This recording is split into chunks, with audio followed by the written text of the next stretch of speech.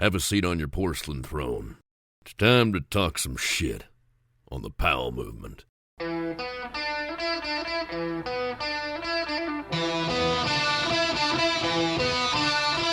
Welcome to the Powell Movement. I'm your host, Mike Powell, and if you noticed, the podcast is a little different this summer. While the focus will always be about the mountains, I've definitely been getting out of my comfort zone. And in the coming weeks, you're going to hear some more wake, BMX, and business episodes before I get back to what I know best, and that's snow.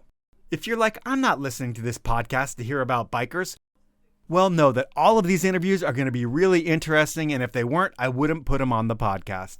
And that's me trying to manage your expectations. I know I haven't had a ski episode in a while, and they return on September 2nd. I have a great one for you then. But this week, I'm back to a business episode with another industry legend. Luke Edgar grew up in the Pacific Northwest and found snowboarding in a roundabout way when it was in its infancy. And Luke's life and times grew with the sport.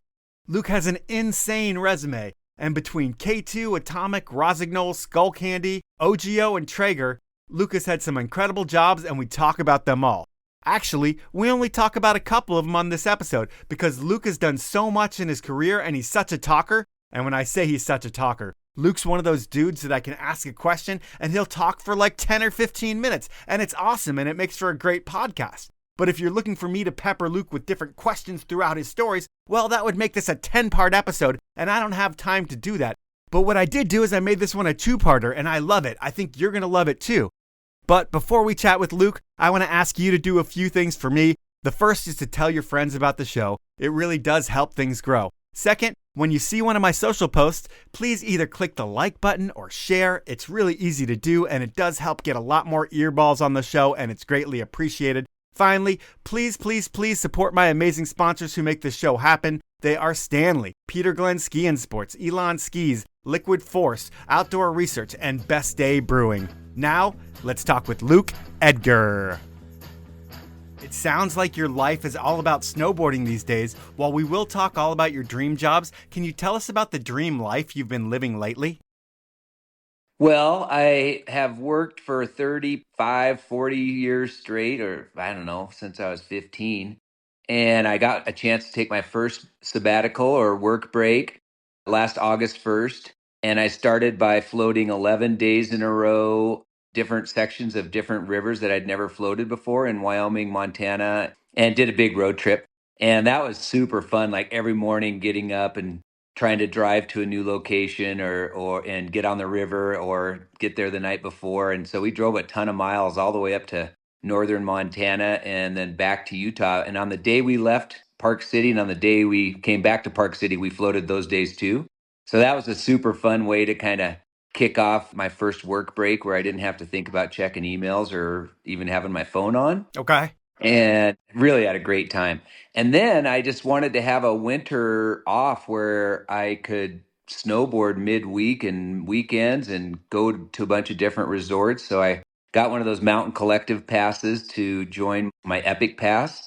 And my home mountain is 6 miles away from me here at the canyons, Park City at the canyons. So I got to ride a ton of days there. I did over 1 million vert at Park City, or the canyons really. I ride mostly Park City, the canyons. And it's funny, they're two different mountains, even though they're connected and they're supposedly the biggest ski resort in the continental United States. But they're absolutely two different types of mountains. Like there is some steeps at Park City and definitely some off-piste runs that only the locals know. But there's a lot of lower angle of snow, typically Utah, where it's steep and then flat and steep and flat. And so I was able to just really spend a lot of time at the canyons and riding a lot of trees. And even though we had a slow start, December, January sucked, but still got the vert in.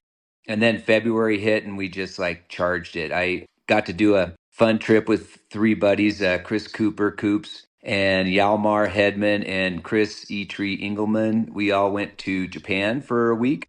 Coops and I went to Tokyo 3 days earlier and got 3 days there and then spent 6 days on snow in Japan. And then with that Mountain Collective Pass, I was able to kind of get a couple days at Snow Basin, Snowbird, Targhee, Jackson Hole, Sun Valley. So I got my money's worth out of that pass and had a really good time kind of exploring those mountains. And then I climbed a bunch of mountains. I just had a really good time climbing Mount Tuck in the LaSalle's down outside of Moab in February. I did that solo, and it's a big climb and a pretty technical climb with crampons and ice axe to get to the summit. And the top 700 vert was definitely technical in terms of holding an edge and making sure you don't start the slide for life into rocks. But got through that and had a really interesting exit run that wasn't the same way as I came into it. So had some exploration, and I was navigating by my phone. And of course, I was listening to music and out there all day. And my phone died and I didn't have any extra battery power. So I was like, shit, there goes my navigation. I'm hoping I'm on the right route. But I made it back to my car, and then I met my nephew and we mountain biked in Moab and then did some more ski touring as well. So I had just a really fun 4 days there.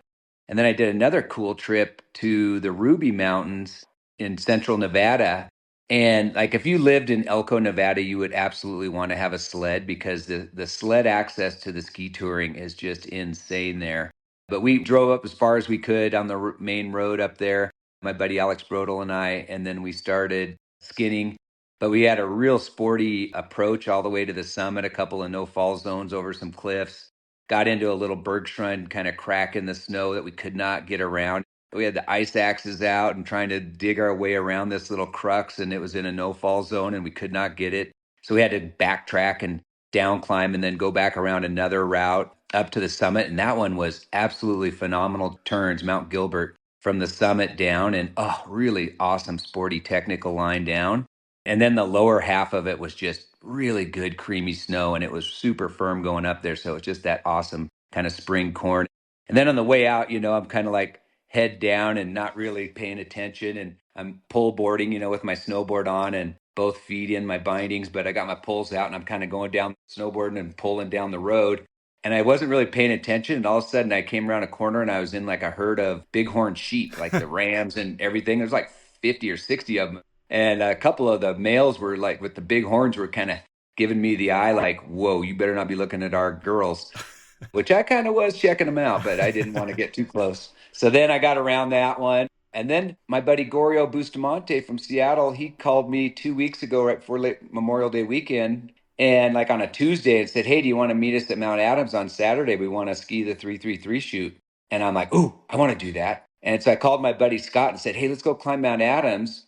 When we do it, let's climb Mount Hood too. And he goes, well, if we're going to go up there to go do Adams and Hood, why don't we just drive south and do Shasta on top of it on the way home? I'm like, sounds like a plan. I really gave it a slim chance of happening, but we drove there on a Saturday of Memorial Day weekend. The road up to the south climb of Adams was still snowed in about 3 miles down from the normal south climb parking lot. So that added an extra 6 miles a round trip. But a mile up, we were able to take our split boards off our backs and start skinning. So that was nice.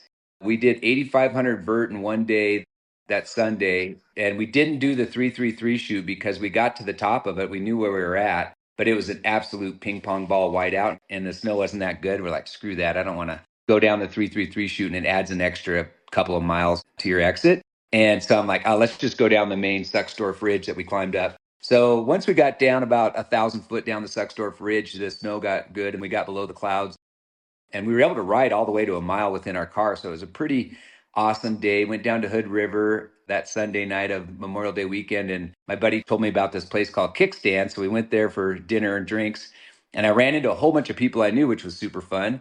But I couldn't get out of my chair because I was so physically worked. I'm just like, hey, good to see you. I can't get up. But if you come over here, I'll shake your hand. And we're like, all right, we're going to recover there. My buddy Kirk Zach let us park my Sprinter van in his warehouse that night in Hood River. We just pulled all of our gear out. My buddy I was touring with, Scott Nichols, his board was all messed up. So we did some repair work on his board, got the gear all dried out, got a good night's sleep. Right outside of his warehouse was a coffee shop the next morning on Monday morning, Memorial Day. We got some coffee and a couple breakfast burritos and headed up to Mount Hood. Started skinning around 9 a.m., got to the summit around 1:30. We took the sporty route up the climber's right side that most people were going to the left, which was the easier way. And it seemed, other than like some falling snow and ice and rocks and stuff that kept coming down the funnel of the chute, seemed like a pretty direct route to the summit. But I hadn't climbed that route in a few years. We get up in there and my buddy radios back to me and goes, hey, it's pretty sporty up here. And I thought he just meant about the falling snow and shit. And we were underneath some hanging cauliflower. And I was like, oh man, I hope nothing comes down on me. Yeah. And I got around that little section where I'm like, okay, I'm safe. And then all of a sudden I looked up and it was like 30 feet of just blue ice, about 3 feet wide. I'm like, ooh, that is sporty. And even though I had 10-point crampons on, those are meant for snow climbing and mountaineering, not for ice climbing. So here I am, like trying to ice climb on my 2 front points with snowboard boots and my ice axe, and got to the top. Beautiful day, not really too much wind, and awesome views, great weather. And we were on the true summit, and then we had to walk all the way across the summit to the west side where we wanted to do that kind of southwest face, lookers left if you're at the ski resort of Timberline. And that's the steep head wall, right? And no one had skied that. I don't know why. It snowed a couple days earlier, but it had not been skied that weekend. So we got over there and got first tracks down that. And it was really the best snow of the 3 volcanoes that we did. It was really an awesome trip. So we did 2 peaks back to back, summited, and then rode back down. And then we were like, okay, we need a rest day. Where do we want to go tomorrow? All right, we're heading south. Let's just go to Bend. So we went to Bend. My buddy wanted to get a hotel to take a shower, and I didn't complain about that. So we got a hotel in Bend, got a nice dinner. And then the next morning, we were going to go to Crater Lake, but we checked out the snow in late May and early June, and the road was still closed around Crater Lake, and there was still snow around it. And we're like, screw that. We need to go to the beach. We have to go to either Oregon coast or somewhere. And my buddy said, let's go to the Redwood Forest. So I'm like, oh, done. So it added probably another 5 hours between Bend and Shasta of additional driving, but it was so worth it. So we find a campsite in the Redwoods right off of 101, and we found this trail. And I had never been in the Redwoods other than driving through on 101. And it was so cool. Like the hike just started off with these trees, like 20-foot across radiuses. And we're just absolutely tripping balls and having a great time. About 4 o'clock in the afternoon, we get down to the beach. And it's about a 1.5 mile, 2 mile walk down to the beach. And we get down to the beach. There's a couple other people, but they left immediately. So we had the whole beach to ourselves. And we ended up hiking probably a couple miles down the beach. And we found a really cool giant rock that was like, honestly, it was like a big angled beanbag chair, like angled up at the sun, but it was protected by another big rock from the wind because it was really windy out on the coast. And it was a sunny bluebird day on the Northern California coast. We're on this big rock that's like a big giant like hangout spot for us. We brought a couple beers in a backpack and some food and water and jackets and headlamps just in case we stayed out a little too long, which we ended up doing because we wanted to watch the sunset. And we just hung out all day long, and we found this cool black rock beach with these little like black rocks about the size of a pea that had been flattened out. But because they were black, the sun was heating them up and they were warm. And we just got in those rocks and just rolled around and stretched out and got like super flexible in those rocks. That was a really cool experience. And then we watched this most amazing sunset with all these cool crashing waves and whatnot, and then hiked back up with our headlamps through the big wood. And next morning, drove to Shasta, about a 5 hour drive, started climbing up to, I can't remember what the name of that lake is that where you stop. It's about 10,400 feet where our base camp was at. Got there a little bit later than we wanted to because it took us a while to melt some water and get enough water for the next day and stuff. But we ended up going to bed around 10 or 11 and then got up at 4 the next morning, started climbing before 6 and summited Shasta, and another beautiful bluebird day. And the snow, the very top section wasn't super good. But once we got into the Trinity Chutes, we found an untracked line in the Trinity Chutes that hadn't been skied. And it was real steep and nice and creamy and facing the sun. So it had really warmed up and had just an epic run, went down to base camp, broke camp. And then we were able to ride all the way to the parking lot, which was really nice. And so in 5 days, we climbed 3 summits, 4 days of climbing and 1 day of beach time. And then we literally started driving back that night. I think we made it to I-80 and crashed in my van for 5 or 6 hours and then got up the next morning and got back to Park City around 1 on a Friday afternoon. And I didn't leave a 40-foot radius of my bed for 48 hours. Like I finally went for a bike ride on Sunday, but I could not do anything on Friday or Saturday. I was just like worthless. But it was such an epic trip, man. What a great way to hang up your boots for the season. Dude, I mean, it just sounds like you're an animal. In all your travels and adventures, it sounds like there's no rest until you have to rest, until your body is like, you need to rest. You're not going anywhere for 48 hours. You brought up Goryo in that whole story. I'm going to ask you to bring up another Goryo story Another one where you call him and you're like, Goryo, we're going to go on a mission. It's like 2001. The mission isn't as successful as the mission that you're talking about this time where you summited 3 volcanoes and you had the time of your life. This is probably the scariest shit you've ever gone through. And while that first answer was a 15-minute answer on what you've been up to lately, can you tell us the Goryo story of what happened back then in maybe 8? Because I know it's going to be hard to condense it because it was a crazy fucking day, but tell me about it. You got it, Mike. So I had climbed up the south side of Mount Rainier dozens, maybe 30, 40 times.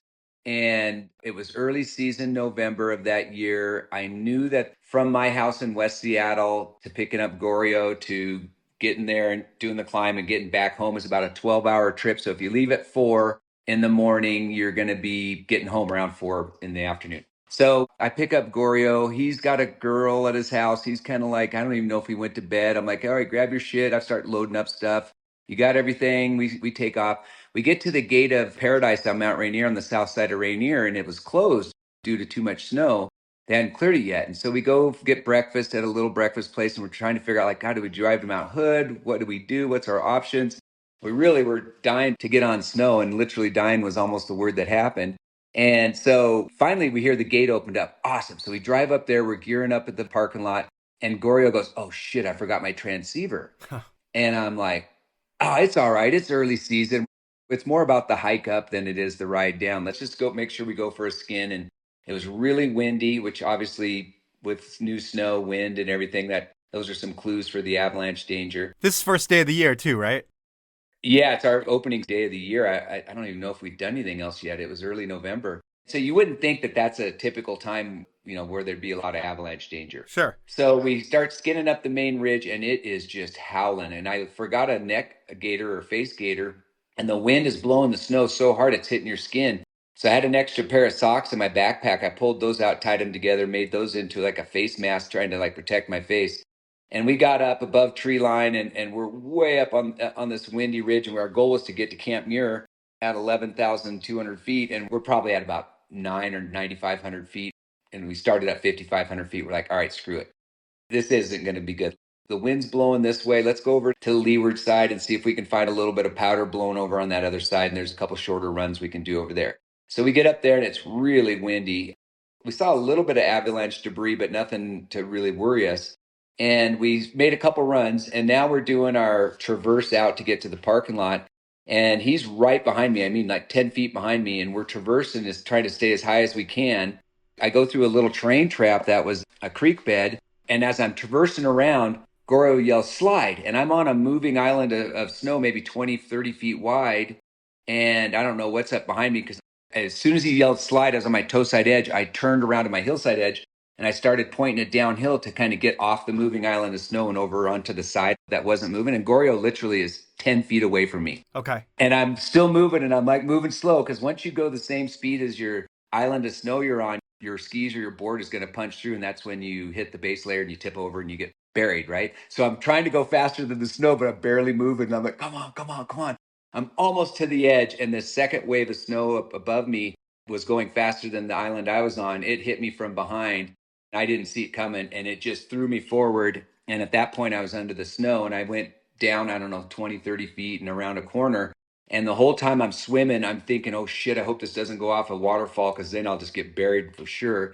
And I come to a stop. I'm at probably a 25-degree angle with my board and feet above my head. And I got one hand over my head, which they don't say to do that anymore. Now you're supposed to put both hands into a ball and try to crunch into a ball as best you can with both hands around your face to create an air pocket. Yep. But at that time, the thinking was you put one hand over your face and one hand up, and you try to get a glove out of the snow, which is what I did. So I'm stretched to the max. You can imagine my board is an anchor and my backpack is an anchor going downhill. My board's an anchor going uphill, and it's stretched my body. I mean, I'm 5'10". I must have been 6'3" at that point, because it stretched me to the max, and then the snow locked on me. So I couldn't move. I'm wiggling. I'm yelling. I had an air pocket. I could see. My goggles are still on. I can see my hand. I can see the snow. It's clear as day. My blood's rushing to my head because my feet are way above my head. And every time I yelled, I hyperventilated. So I'm like, calm down, calm down. And then I try to wiggle, hyperventilate, try to yell, hyperventilate. I'm like, okay, fuck, you just got to conserve your oxygen and just not say anything, which is impossible to do, right? And in my head, I'm going through the whole thing like, okay, he doesn't have his transceiver, but I forgot to ask Goryo, did he bring his shovel and probe? Like if he doesn't have his shovel and probe, I'm fucked because this snow, when it sets up, if you know avalanche snow, it sets up like the sun hitting a fresh snowfall, it just like locks it up. And so I finally hear him, and it had been about 5 or 6 minutes. And in that window, my goggles fogged up because you're suffocating, basically. You're breathing carbon monoxide because all the snow around your warm head is melted and turns into a cocoon of ice. So you can't get any oxygen through the snow. And my goggles fogged up. So Goro yells at me. He first finds my board. And if you hear his side of the story, he was probing down the slide path in this creek bed train trap, and he saw a piece of my backpack sticking out when he went around the corner. And that's what got him to me after 4 or 5 minutes. So then he's digging, and he finally gets the cocoon of ice around my face open so I can get some air. And I literally, in that first breath, I sucked in air and my goggles unfogged. And so it wasn't my goggles that were fogged. It was basically I was dying from asphyxiation. Huh. So I was still conscious, but my vision was gone. And that was trippy. So then from that point to where he got my board off my feet and my hands free and my legs free was probably 10 minutes of really like chipping ice.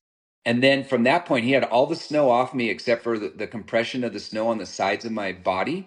And I still, with all my strength in my arms and my legs, I still couldn't break free of the snow. He literally had to chip at the side of my body before I could get free. And at that point, I still got all this blood in my head. My feet are still above my head. And so I stand up and I just get a major head rush, but we're in this train trap and I'm like, go, go, go. Don't wait for me because I don't want him and or me to get buried again. And I just start post holing behind Goryo as fast as we can. He has to go up one side to get his pack and gear, and I got to go to another safe zone on the left side. And when I finally got to that safe zone, I was redlining. You know, like when you hike or start out a mountain bike ride and you just like overexert yourself and you're just like redlining. I was redlining from the time I stood up. I did not want to stop. And I got to a safe spot and I'm just like, Goryo, you saved my life. You saved my life, Goryo. I was like super choked up, and I didn't sleep for 2 days, and I took a few days off work. That was like a Sunday. I couldn't go to work. I was just so freaked out. And I wrote the story that night. I couldn't sleep. I started at 11 o'clock and got done about 5 in the morning. And it got published by Reader's Digest. They paid me $3 a word, but they deleted all the cuss words. And I had a shit ton of cuss words in there because I was saying how much of a fucking idiot I was. That cost me probably, $500 of cuss words right there that they deleted out of the story. But yeah, if you want to read the story, you can Google Luke Edgar 9 Lives and it'll give you more detail about all the thoughts that go through your head. Within 10 hours of me being in the avalanche, I wrote that story. So thank you, Goryo. Now it's time for my first sponsor break, and I'm going to start things out with Peter Glenn Ski and Sports. While Peter Glenn has been the place to get all of your ski and snowboard needs for over 60 years, they do so much more than that. If you're an inline skater, they have the best products from K2 and Rollerblade. If you like to wakeboard, surf, skate, or whatever, Peter Glenn has you covered with the best gear from Liquid Force and others. And if you just need the most comfortable shoes on the planet, Peter Glenn has all of the best from Hoka and On.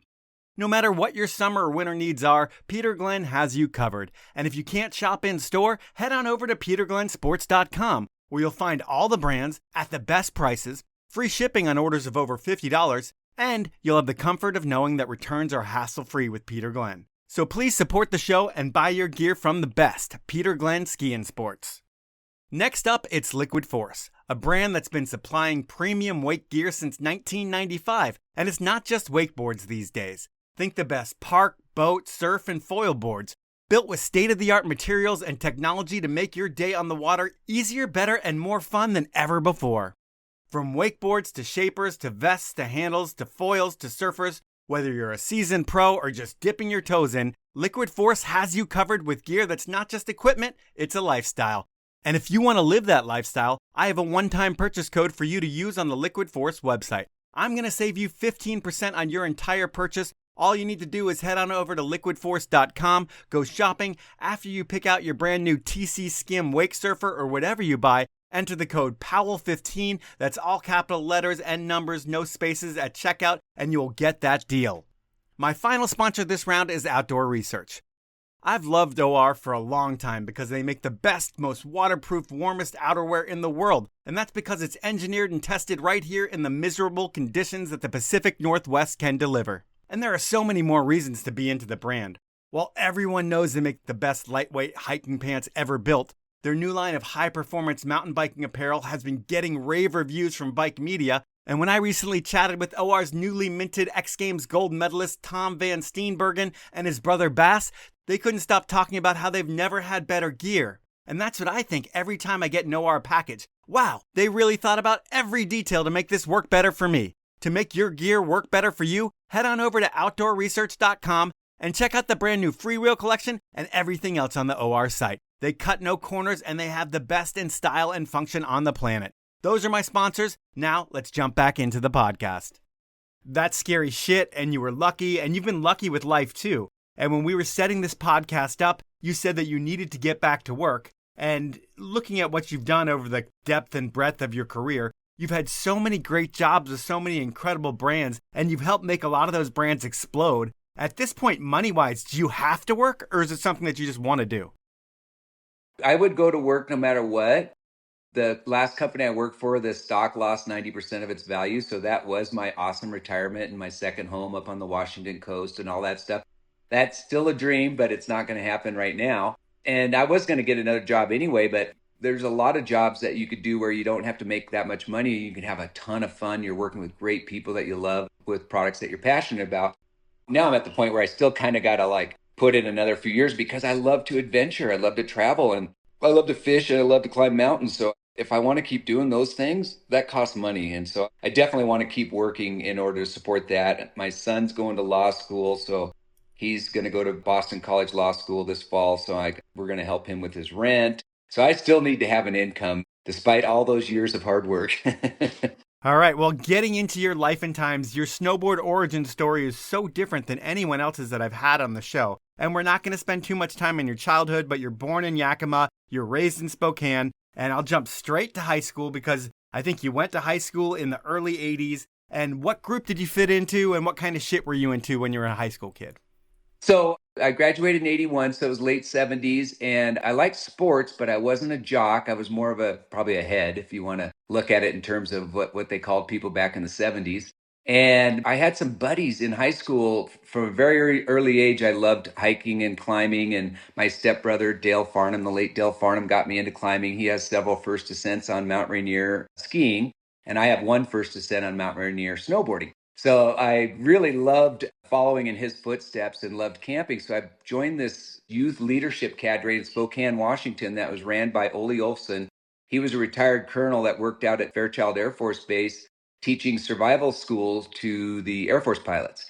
So he started a youth cadre when he retired, and there was like 5 or 6 kids from every high school that had to go through this application program to get approved to be in this cadre. And that group, we would meet once every Monday and we'd talk about like how to take a shit in the woods or how to build a camp, how to survival stuff. And then we would go on one camp out a month. But me and there's like a group of about 6 of us that camped and hiked like every single weekend. And we would go to remote creek beds and just hike up there, make these awesome A-frames and cut down trees. And your number one survival tool is your brain, but your number 2 survival tool is your axe, and your number 3 survival tool is your knife. So we would bring 3 matches, try to be as rugged as we can. And we do that all year long, even in the wintertime. I mean, it was more fun than staying at home with my parents, at the house. And my buddy DJ Nyberg, at 15 years old, the only place he didn't have hair was his eyeballs. So he would go in and get the 5th of Yukon Jack. And we would like go up in the mountains and build a fire and sip Yukon Jack and some orange juice or some hot water. And yeah, that was our shtick all through high school. And then I played football. That was my main sport I loved playing, was high school football. I was never big enough or good enough to go on to college, but I really enjoyed playing football in Spokane. I did get to kind of tackle Mark Ripien, who went on to play for Cougars and then the Washington Redskins. And Mark Ripien was so big as a high school senior. When I went to tackle him, I slid down his body and just hung onto one leg, and he dragged me around the field until he completed his pass. With me hanging onto his leg, like, I got you. I finally got you. Like, he still completed the pass. So all through high school, I spent a lot of times hiking. Every single Christmas or birthday gift, I would ask my mom for some money to go to REI. I was an early REI member. Back in those days, you'd go into REI with like $50 and I would have a pad of paper and a pencil and I would walk around. I'd put something in my cart. I'd write how much it cost so I could figure out how to spend that $50 the most. For me, that was my favorite thing to do was, I had an early JanSport D3 backpack. I had my Danner hiking boots, my Eddie Bauer down sleeping bag. I was like, and I still am into camping and adventuring for sure. Is that why you go straight from high school into the Army? Because like in the Army, there's kind of that whole sense of adventure and learning and the physical part of it. It's like all the things that you're into, but now you can get paid to do it. Yeah. So I was, as a senior in high school, I ruptured my kidney and spleen and missed like 45 days of my senior year of high school. And I still graduated, but everyone else was going to college. My parents were divorced, both loving parents, but doing their own thing. And I lived with my mom and my stepdad. They never once asked me if I was going to college or do anything. And no one in my family went to college. And I didn't go to college. So when all my friends were going off to college, I'm like, shit, what am I going to do? I don't want to stay in Spokane. And so I joined the Army. I thought I actually was joining the Navy, and the guy that showed up was Army. I go, well, I'll talk to this guy. And then I ended up joining the Army. So with the Army, you end up in Hawaii. And in a roundabout way, going to Hawaii is what gets you into snowboarding. What's the backstory there? Real quickly, my Army history. I go through basic training, infantry training. I was in the infantry at Fort Benning, Georgia. And then I get selected as a drill corporal. And I go through another cycle of basic training as a drill corporal with the drill sergeants. And then I get selected as a senior drill corporal. So I go through two more cycles. So I ended up going through 14 months in Fort Benning, Georgia. And I got the second highest non-combat award during that period. And I was into it. And my grandpa Luke, who I was named after, was in politics in Washington State and friends with Scoop Jackson, who was a senator back in Washington way back in the day, like 60s, 70s. And I got nominated to go to West Point. I had to tell my grandpa Luke I didn't want to spend the rest of my career in the Army. I just felt like there was something more for me than being in the Army. So I turned down West Point, and then I had three cousins that were all Rangers, airborne Rangers. And they were like, come on, you're an Edgar. You got to be a Ranger. And I'm like, God, you can't be like more than 30 minutes away from the post at any one given time. Like, what if I want to go up to Mount Rainier and go skiing or something like that when I was at Fort Lewis? And so I ended up turning that down too. So I did 3 years in the Army. I was the youngest sergeant at Fort Lewis, Washington. And then I extended 6 months to go overseas, which at that time I knew when I was signing up for an extra 6 months, it was Hawaii.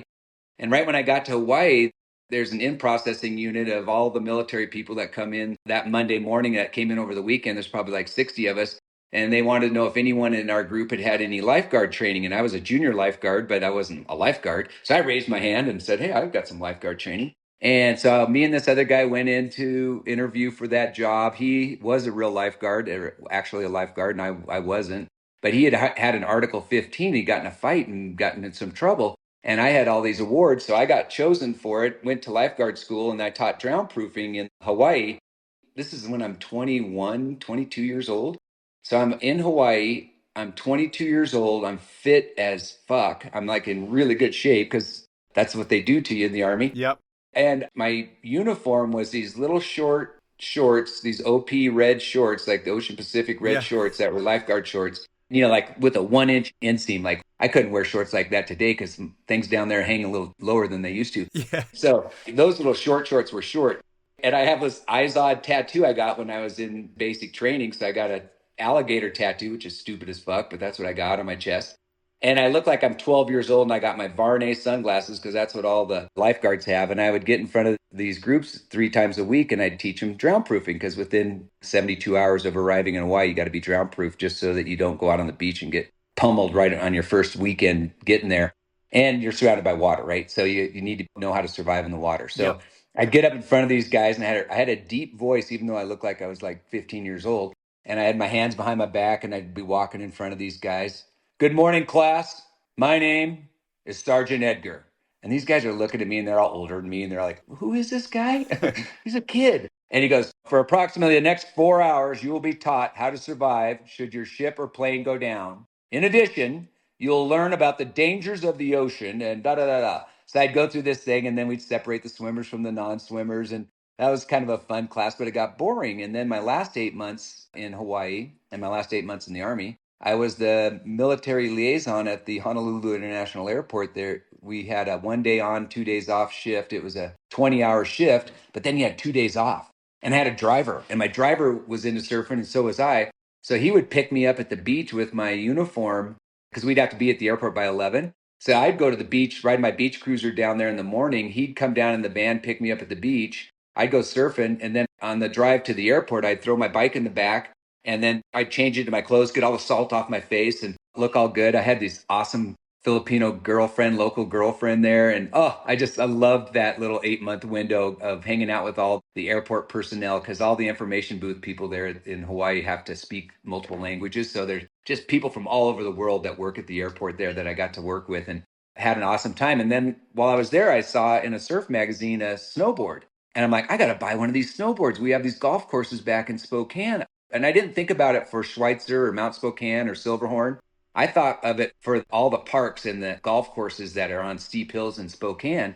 I thought, oh, this will be fun as hell to surf the snow. And then in those first Burton Woody boards that I bought in 84 and got on snow my first day of February of 85, the day after I got out of the Army, I was on snow at Snoqualmie Pass. It was a hard packed snow day with those metal fins and no high backs. And I just got my ass kicked with my buddy. He rented a board. We'd go like 100 feet and get up to speed and try to turn and then just eat shit.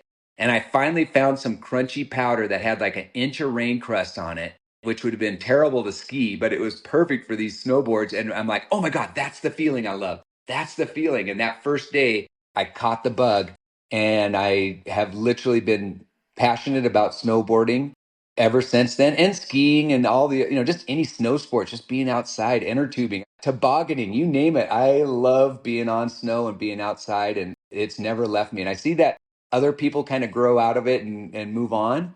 I just get more fired up every single day. I'm not kidding you. I got a new titanium knee, the Striker Triathlete 2000, about 5 years ago. That's my rear leg. It's my strongest leg. And that knee, I've dragged it across rocks. It is like bomber. It's so strong. I love my body working. And when you think about 1985, 1986, 1987, when everything's starting to really fire in the Northwest, there's the small tribe of snowboarders that everybody kind of knows each other. What was the early Stevens and Baker scenes like back then? Well, yeah. I remember at Stevens Pass riding there, and I did a lot of night riding and stuff there too. I would see one other snowboarder, and I'm like, oh my God, there's that snowboarder. And I remember I broke my Sim snowboard at Mount Baker, and I bought a K2 board before K2 was really selling boards. And it was a factory dude that had like stole a prototype and sold it to a local shop for like $100. Okay. And I bought it for like $200. And it was an early gyrator cap board. It had like 2 inches of camber, no side cut, and it was stiff as get out. I mean, it was so stiff. So the first day I went down off a Big Chief chair at Stevens Pass. I go down the ramp. I'm going down the cat track. I go to make my hillside turn. Bam, I just eat shit. I'm like, huh. I go to make a toe side turn. Bam, I eat shit. So I had to change my riding style. I had to just go straight. So after that year, I just get off the chair and I just go straight because the only way that board would turn is if you were going like 60 miles an hour. Right. And then I run into Matt Goodwill, and this is before he became a famous pro snowboarder for Morrow Snowboards. And he goes, oh, you're the guy that goes straight. I'm like, yeah, that's me. And then at Baker, a lot of the early days, like I had a year where I was kind of anti-neon and I was wool boy. So I had wool knickers, wool socks, these big knee-high socks, wool mittens, a big wool sweater, and a wool beret and goggles, And even on the storm days, I would wear just all wool, no outerwear, no Gore-Tex. And, all that wool would pick up snow and it just weigh about 50 pounds more on top of you by the end of the day. But I was wool boy. That was my nickname for a while. And I had a really fun time, but I was going down underneath the double chairs at Baker, and there's that waterfall closed area, and I was on my Sims 1710, and I launched off the big nose of those rocks, and I cleared the rope where you're not supposed to go down, and I'm just like, whoa, I can't believe I stuck it.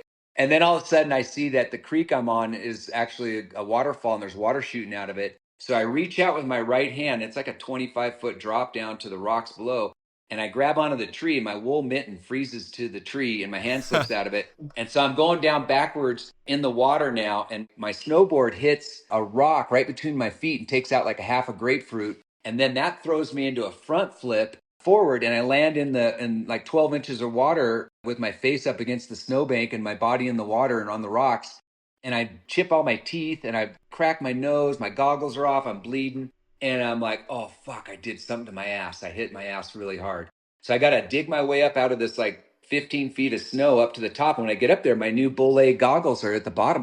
$45 goggles back then. I was like, it took a month to save up for that. So I had climbed back down with like injuries and grab those goggles. And I got to walk in the deep powder with my snowboard and take multiple chairs back to get to the lodge. And I had hitchhiked up there and I went in the lodge to dry out. And people are like, are you all right? I go, I think I am. I think I'm okay. And I went down and started hitchhiking. And luckily, the vehicle that pulled me over was a van with a bed in the back. And so I was able to lay on my stomach because I ended up cracking my tailbone. I couldn't sit or sleep for like 6 weeks. And that was before I had insurance or anything like that. And I was waiting tables and bartending. So I'm like, all right, I can be on my feet. I just can't sit down or sleep. And that was a rough 6 weeks recovering from that one. But I'll never forget that trip. I used to hitchhike up to Stevens and Baker from Seattle. And I would bring like a 6-pack of beer, same beer that you get in the bar there.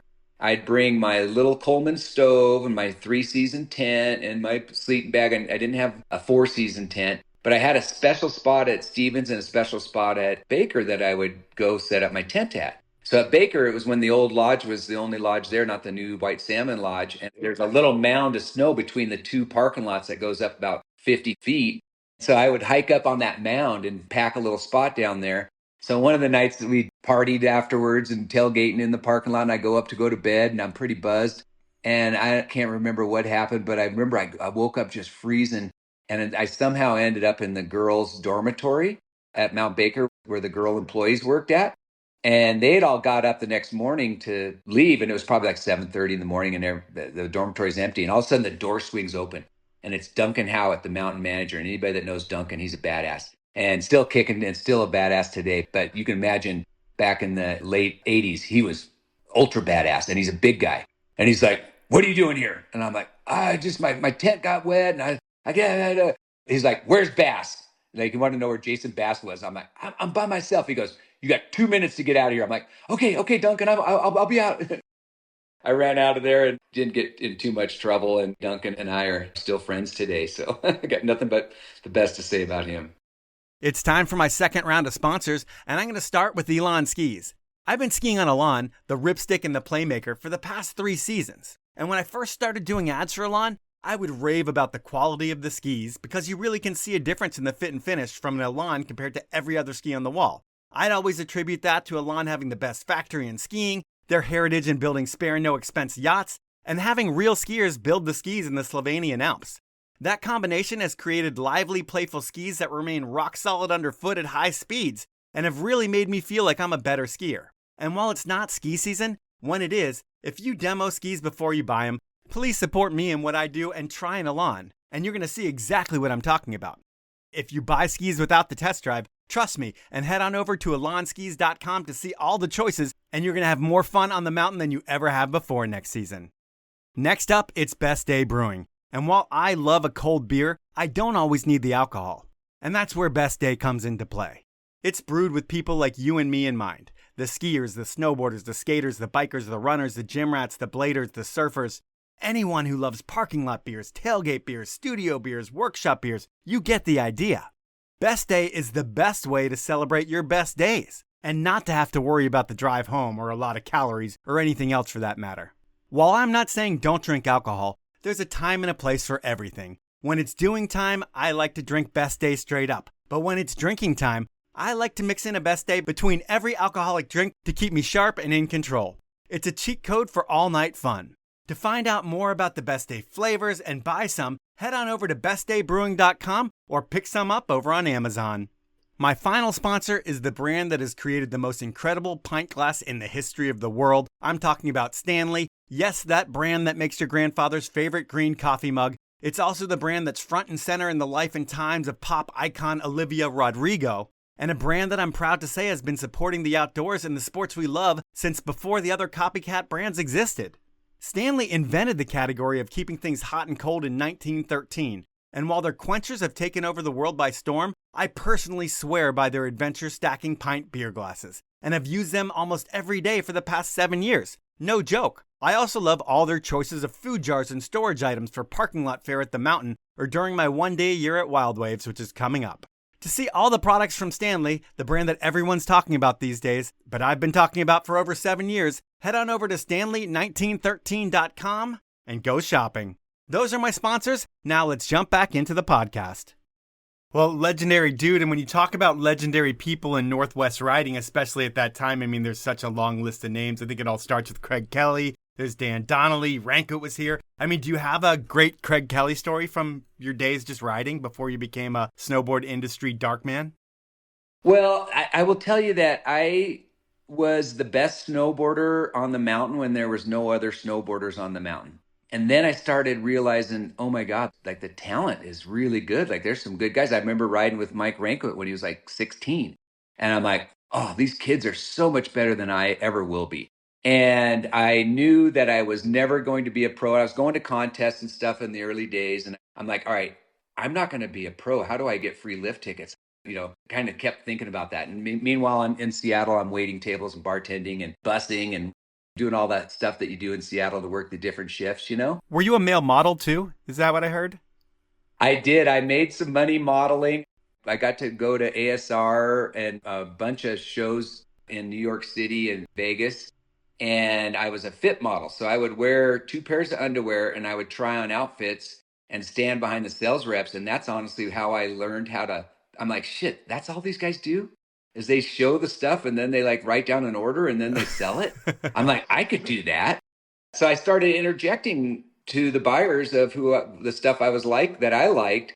And then I did some photo shoots and stuff like that, had a few bus ads, but it was really degrading work. Like I'm telling you, like, obviously there's a lot of people that make a lot of money doing that modeling, but it was very degrading. You're not using your mind and you're not really thought of as a normal human by the rest of the people that are doing the work. So I didn't like it that much, but I got paid all this money under the table, like $1,000 a day. And then I would like go on snowboard trips. I'm like, all right, I'm going to go to a contest in Breckenridge. I'm going to go to the North American Championships outside of Banff. And I was using that money to kind of support my going to contests. And going to contests for me was more about partying and competing and riding with your buddies and hiking up jumps and building jumps and stuff. I wasn't like what Craig was. And I just finished the book on tape, Into the White. Yeah, it was great. Craig Bleb's book. And so I'll share a story about Craig. So Craig, who obviously deserves all the respect that he's earned over the years, but he was a Burton guy.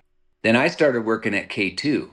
And K2, Jake Burton hated K2 because K2 was a ski brand that made snowboards. Even though we were one of the early ones that got into it early in the 80s, we were still considered, we weren't a core snowboarder brand. We were a corporate ski brand that got into snowboarding. Yep. And I won't say that Craig ever like said anything to me or did anything to me, but you could just tell whenever I ran into him in Alaska or in any events, he was not friendly. And he's a quiet guy anyway.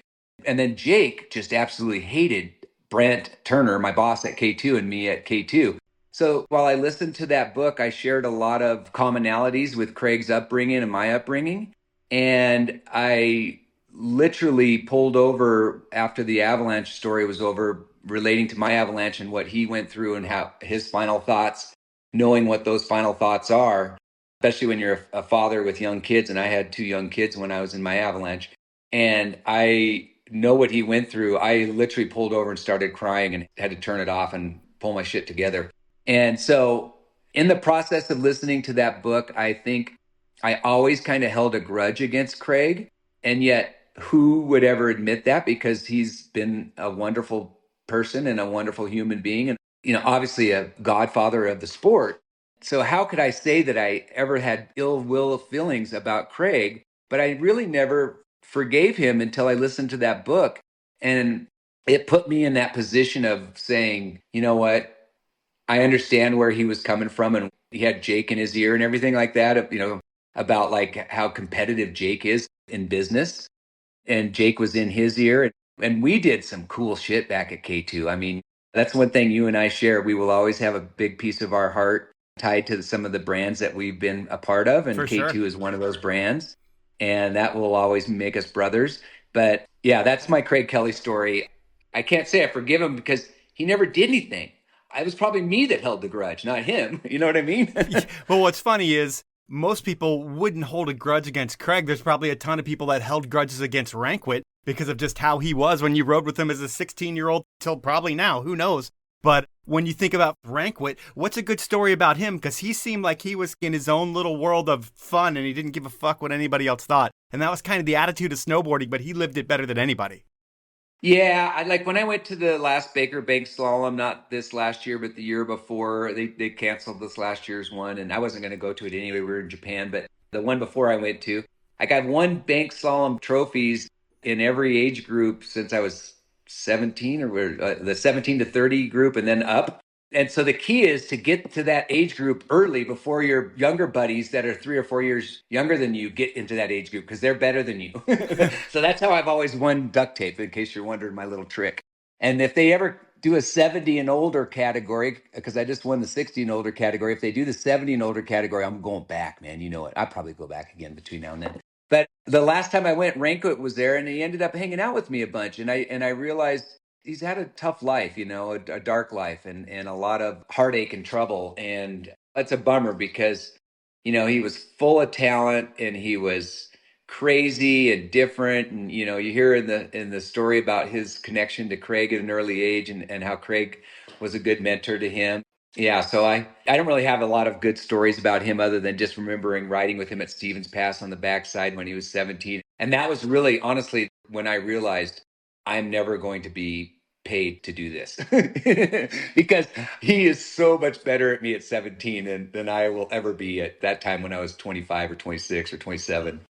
Well, back to you're traveling as a model. It sounds like that's when you go to ASR. That's when you end up hooking up with Airwalk, and I think they end up flowing you some product or sponsoring you. Then you get back to Seattle. You become part of the SnowCon program. You ride for them. You work for them. And when you think about it, how important was John Logic and SnowCon to Northwest snowboarding and your career?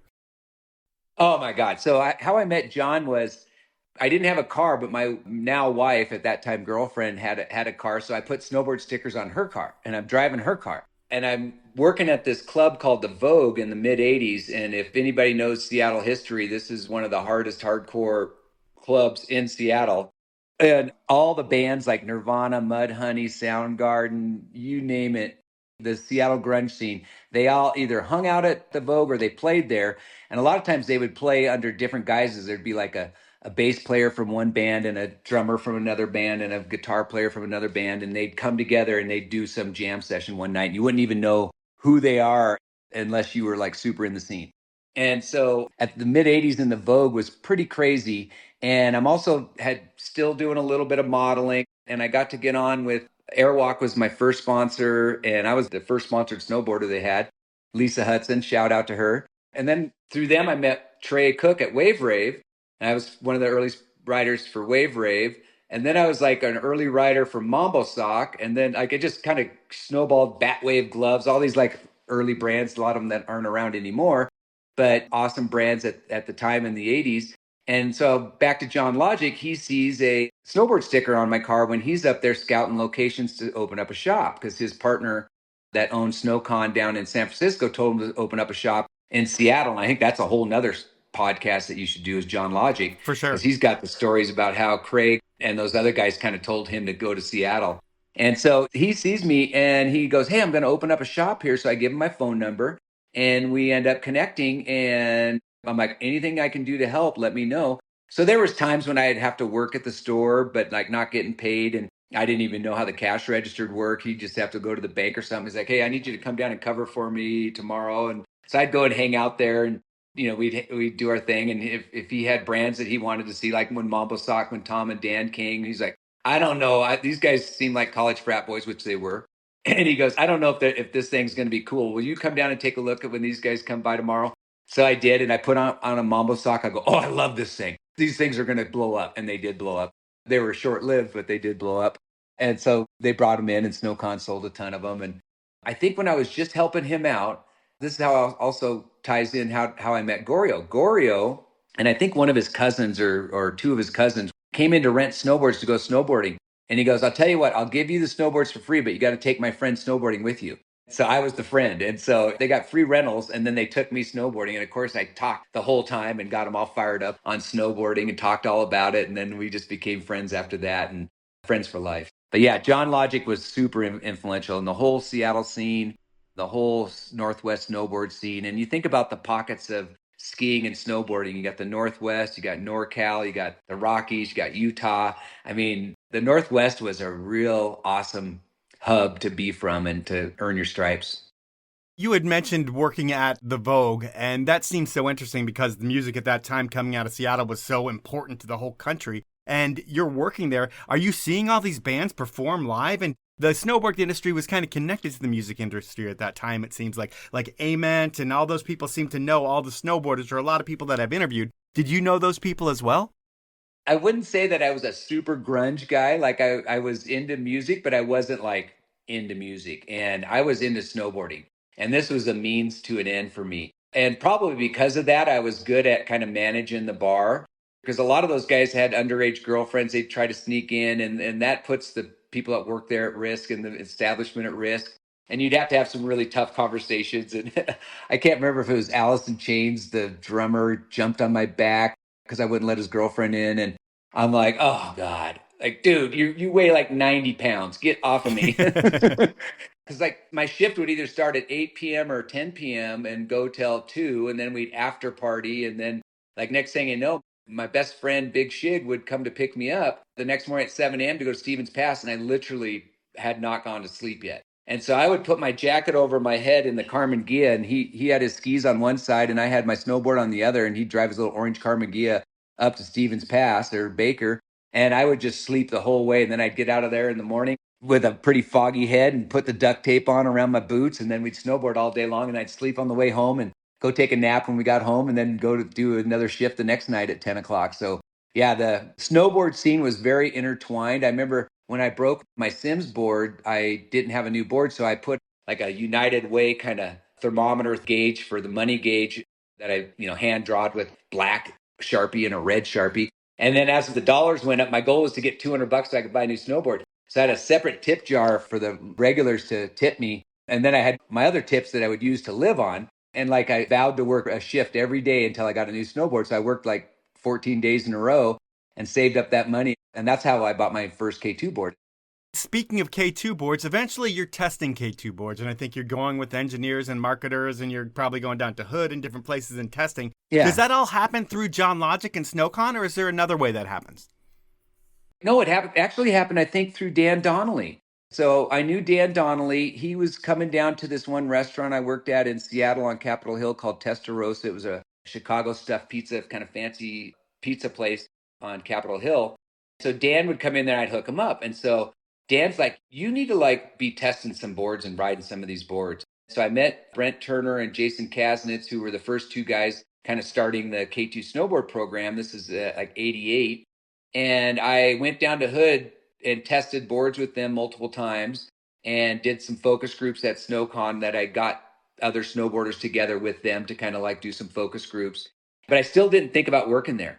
And how I got to thinking about working at K2 was I had saved up about $3,500 and I was going to go to Germany because our Bavarian friends lived in this little village called Lenting north of Munich.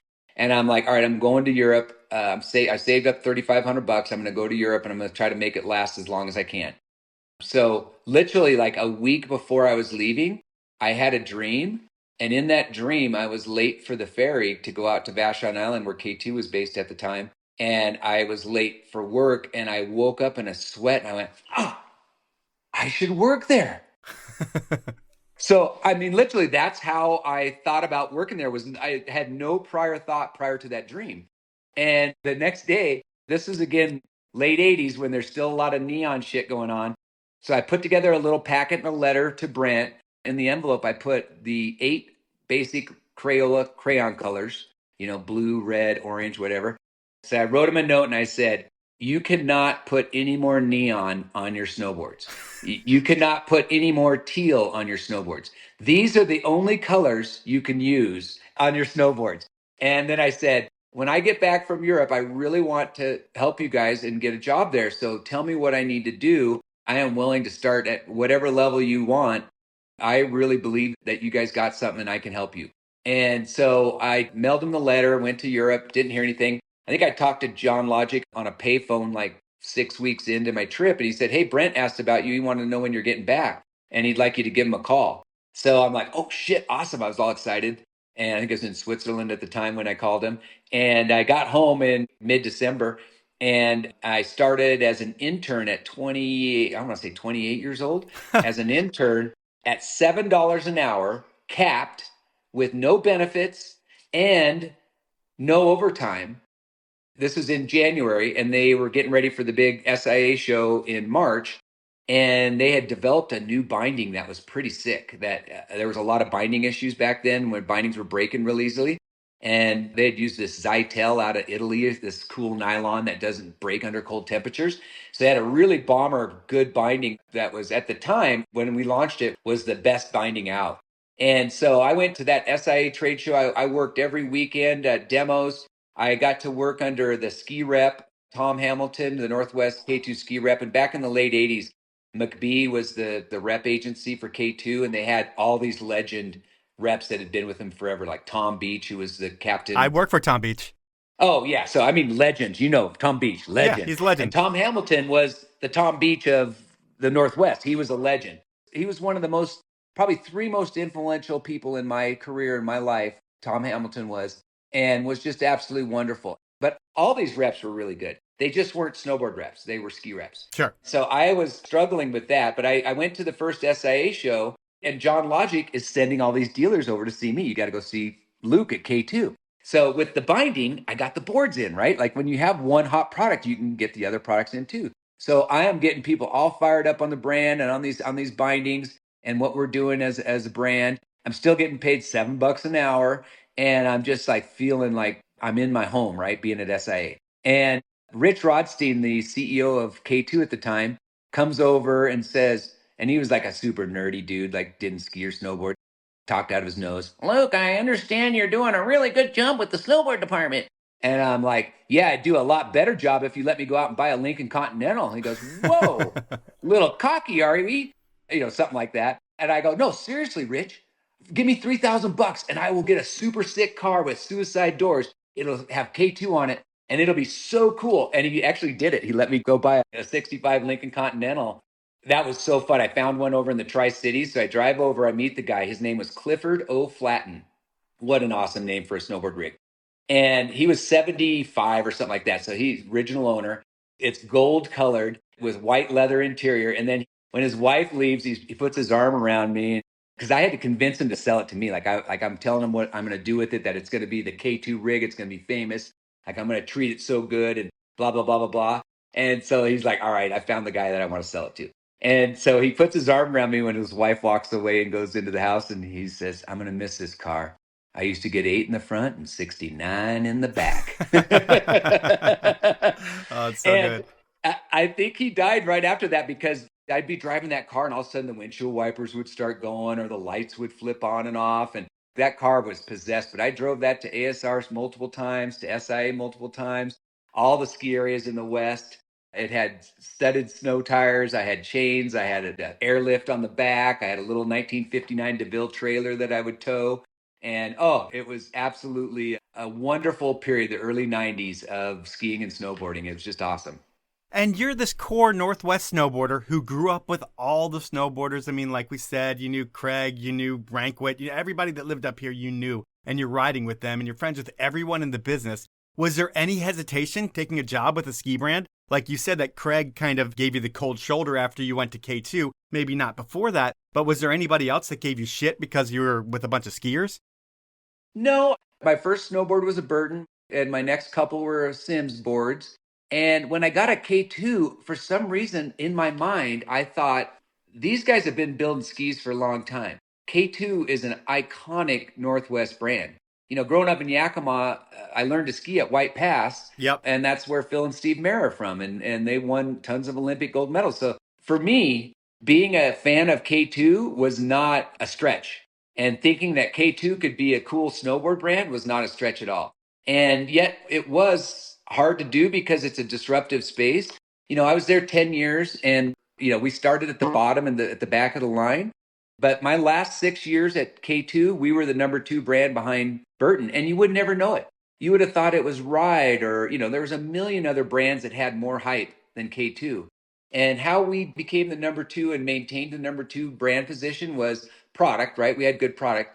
We shipped it before anybody else. But I really put an emphasis on having a real connection at the shop level and really finding those beachhead shops. And I've taken that same strategy, by the way, to Skullcandy and Traeger and other categories brands. You have a playbook that you've used throughout your career. It seems like that works. I mean, you take different pieces of the playbook and apply it when you need to. Yeah. Well, if you own the shop and own the shop employee, what does that mean? Own the shop. That means you're thinking of the pathway to purchase, like the last 5 yards to the end zone of somebody buying your product. And today there's social media and there's all kinds of, you got TV, you got radio, you got social media, you got all kinds of ways to reach your end consumer. But at the shop if you're going to buy a snowboard, you're going to go to a snowboard shop. And so if you know the best snowboard shops in the world and you know how to relate to them, you can do that. So at K2, we were the first brand to ever do like these fun trips where we took the best buyers on these trips to Island Lake Lodge, Irwin Lodge, Monarch, Targhee, when they used to have snowcat skiing.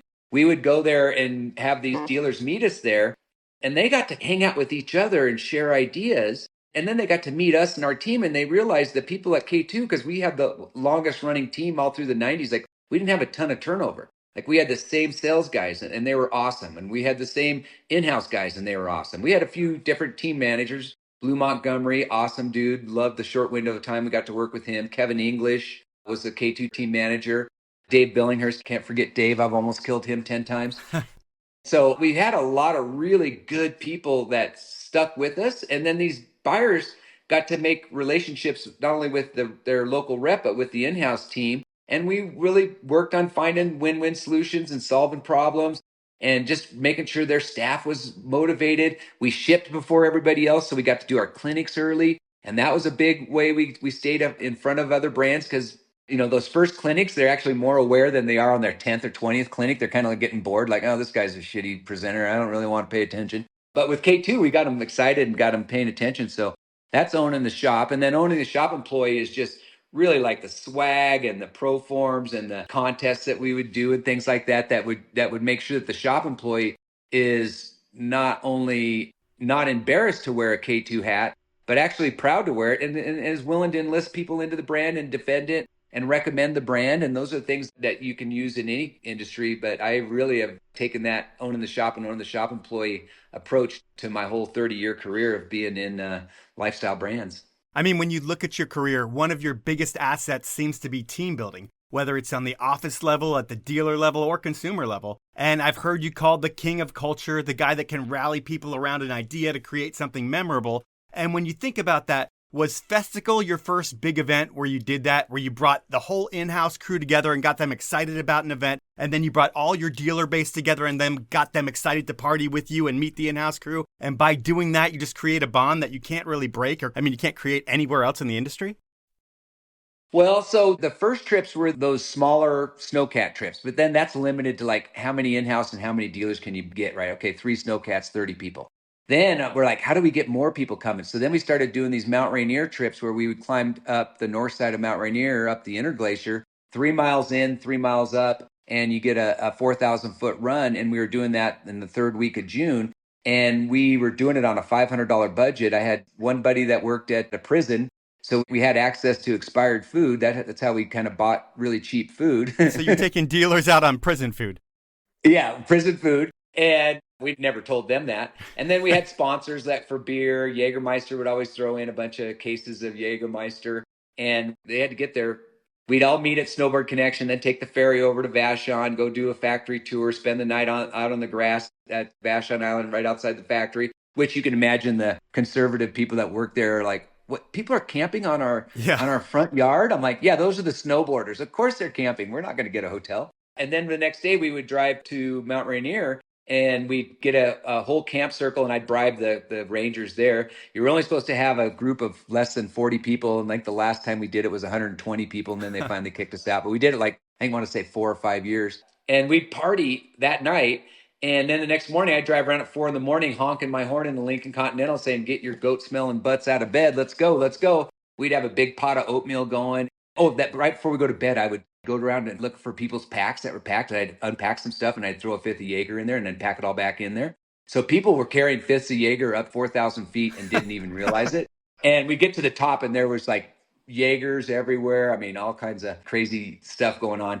And we'd sit up on the top of Steamboat Prow. And then when we'd all leave, it was like the tram got out at Snowbird with fresh powder because there was no tracks other than a boot pack going up. And then all of a sudden there's like 70 powder turn tracks going down the mountain. It was awesome. So that kind of inspired it. And then we're like, okay, how do we take that to, can we rent Mount Baker? And so it took 2 years to kind of convince people internally at K2 that we could do this. And then it took us a lot of brainstorming, Lance Miller and Denny Bruce and some of the usual fun suspects trying to figure out, like, what do we call it?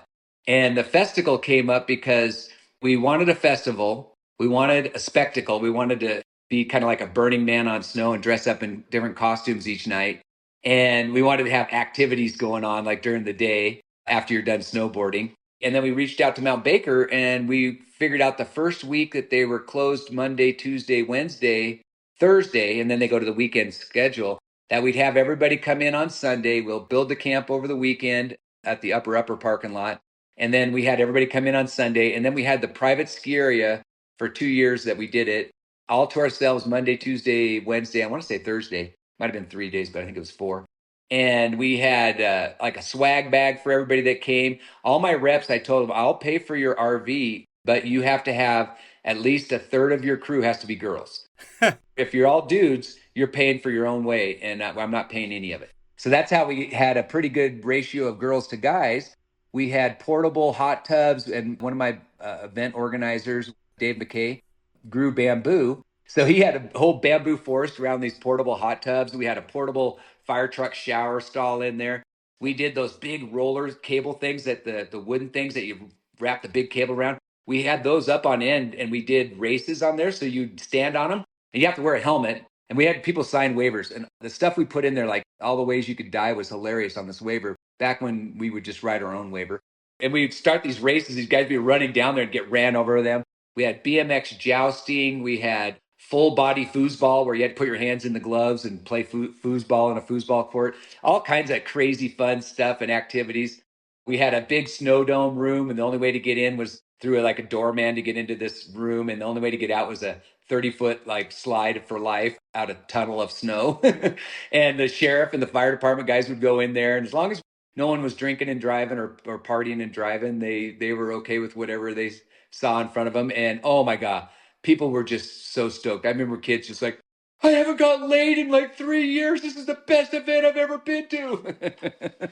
Well, that is an incredible one, and we can keep talking about Festival, but at this point, we've been going for like an hour and 15 minutes. You are a great spinner of the yarn and teller of the story, so that's why we're this far, and we haven't gotten too far into your life and times. I do this sometimes with athletes. I never really do it with business people, but I want to see if you're okay with coming back one day next week and doing another hour and a half podcast so we can get the second half of your life and times, because I can't record for more than an hour and a half or it makes me want to shoot myself in the face, although I really would never shoot myself in the face. Are you okay with coming back on the podcast next week? Let's do it. Okay, so at this point, I end all of my shows with something that I call inappropriate questions. And with this, I get someone that you know to ask 3 questions, and they can be anything. With this one, I was able to get a guy that you worked with in 2 different respects in your life. You worked with him at K2 and you worked with him at Traeger. I had the privilege of working with John O'Connor at K2 years ago, and he was a really talented dude, really smart dude, really funny guy, and he came up with 3 questions. Are you ready for question number 1 from John? Shoot. Okay.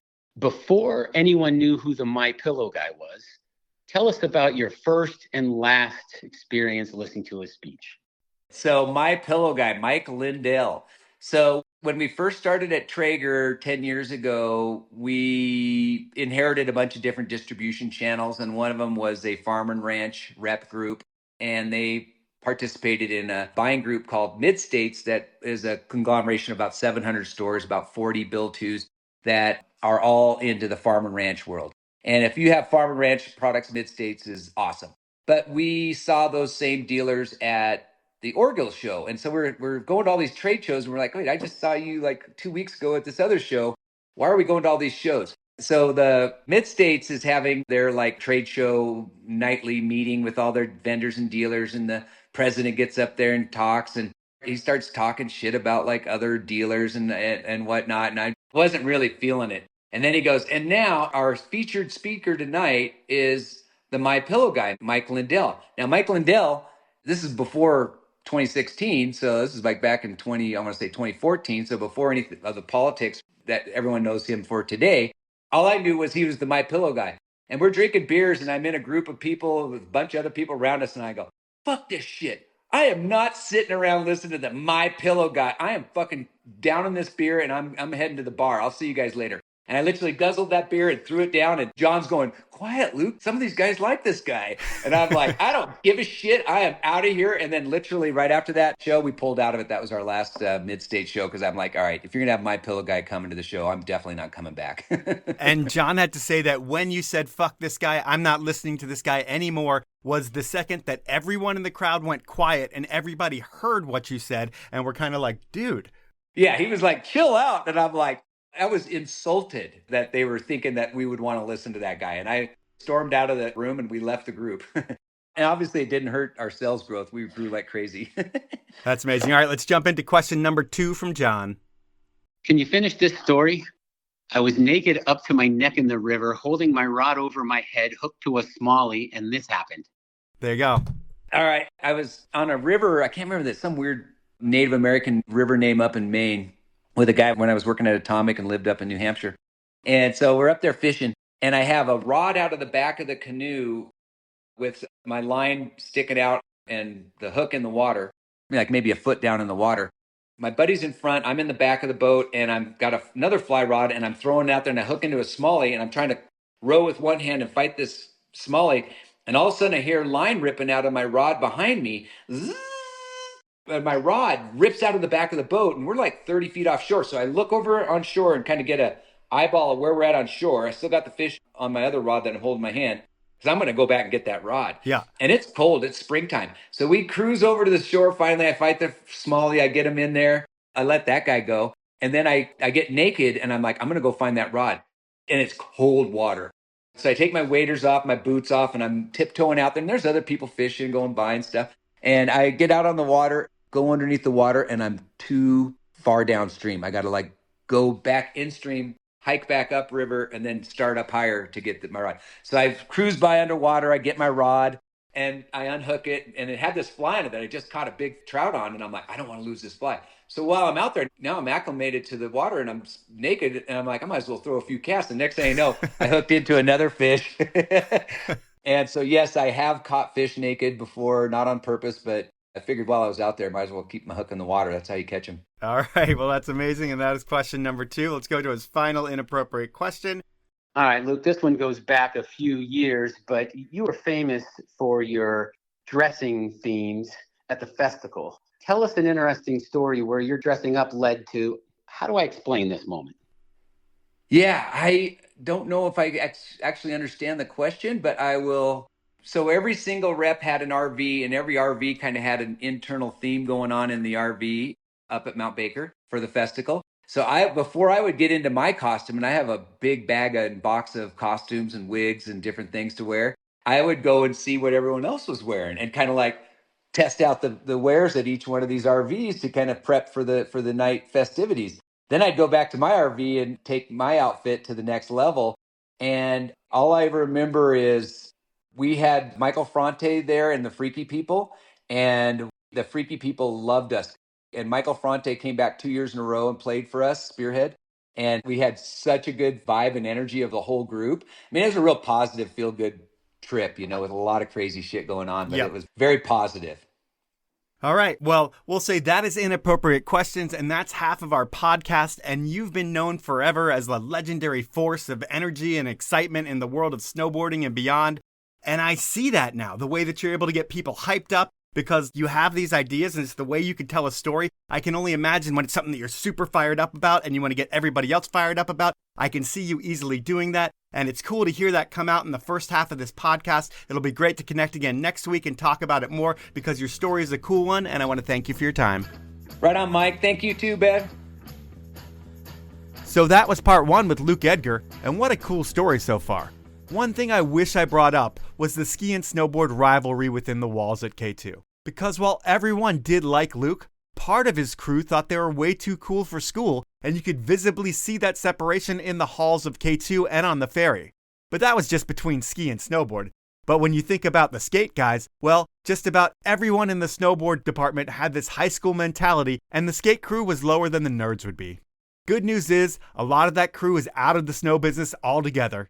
Good riddance, you assholes. While I'm totally kidding, I guess that time still makes me a little bitter because I love to snowboard, and in particular, I love K2 snowboarding, and when they started showing me their true colors, I started buying ride product. But who cares what I was snowboarding on? This podcast is about Luke Edgar, and his life and times are amazing, and we get into more of them next week. Before we do that, I want to thank everyone for listening, and I want to ask you to support my amazing sponsors who make the podcast happen. They are Stanley, Peter Glenn Ski and Sports, Elan Skis, Liquid Force, Outdoor Research, and Best Day Brewing. Have a great week, everyone.